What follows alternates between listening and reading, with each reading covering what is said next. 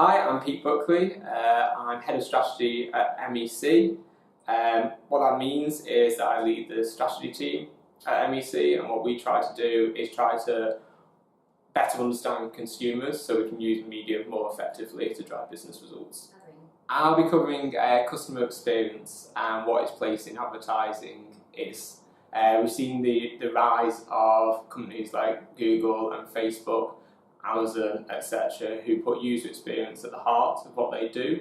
If you look at advertising, you probably question whether we do at the moment. If we write a brief, you talk about what we want people to think, feel and do. We don't think so much about what they'd want to do. If you look at any results that we look at digital display, 0.2% click-through, we think that's a good thing. We don't really think about the other 99.8%.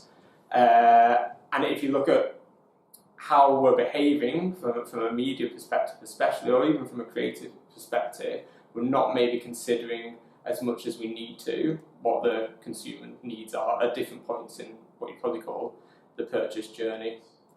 I want to say whether we should be as an industry changing our behaviour, and instead of focusing purely on effectiveness, which we're all about, which is great, should we also be thinking about the user's experience as well, at an equal footing?